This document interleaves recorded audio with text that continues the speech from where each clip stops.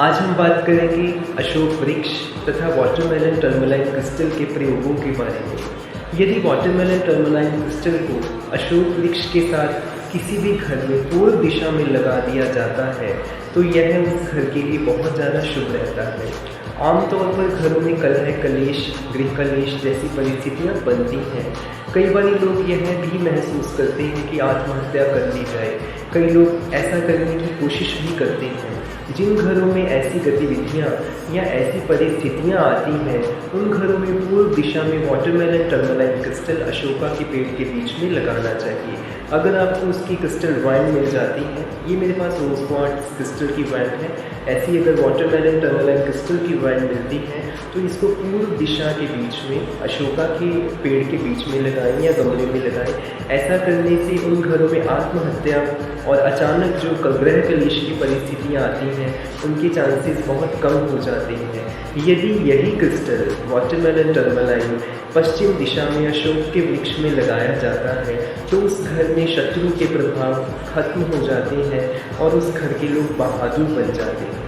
आमतौर पर ये बात सुनने में बहुत ज़्यादा अटपटी लगती है, पर दोस्तों क्रिस्टल्स और पेड़ पौधे हमारे घर के वातावरण पर, हमारे प्रभामंडल के ऊपर बहुत प्रभाव डालते हैं।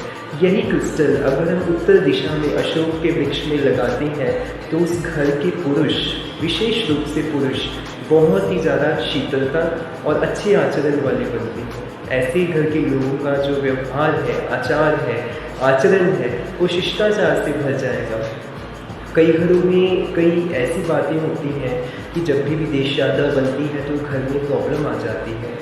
उन घरों के लिए भी उत्तर दिशा में अशोका और उसके बीच में वाटरमेलन टर्मलाइन क्रिस्टल बहुत ज़्यादा शुभ माना जाता है। जिन घरों के बीच में हम देखते हैं कि दक्षिण में अशोका वृक्ष है, उन घरों में अगर वाटरमेलन क्रिस्टल को हम वाटरमेलन टर्मलाइन को हम दक्षिण दिशा में अशोक के पेड़ के साथ लगा देते हैं तो उन घरों में वहम, भ्रम, एंग्जाइटी, फोबिया, मानसिक जो साइकोलॉजिकली डिसऑर्डर्स हैं, एक बात को बार बार सोचना, एक बात को बार बार करने की कोशिश करना, एक बात के ऊपर ओवर थिंकिंग करना, ऐसी समस्याएं अशोक के वृक्ष में इस क्रिस्टल को लगाने से खत्म हो जाती हैं।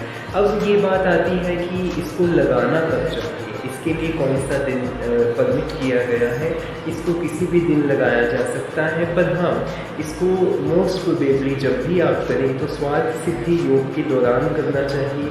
ये बहुत ज़्यादा शुभ माना जाता है और ऐसा करने से जो आपको बातें बताई गई हैं वो सॉल्व हो जाएंगे। क्रिस्टल्स का और पेड़ पौधों का हमारे जीवन पर उतना ही प्रभाव है जैसे हवा और पानी का। धरती के गर्भ से निकले हुए ये नियामतें हमारे लिए बहुत ही ज़्यादा लाभकारी हैं। दोस्तों, कभी भी आपको कोई समस्या आए तो दिए गए फ़ोन नंबर्स पे आप संपर्क करिए।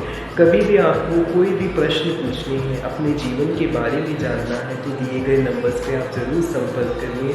भाई मानकर, पंडित मानकर, अपना एक गाइड मानकर, हीलर मानकर, कुछ भी मानकर आप संपर्क करें।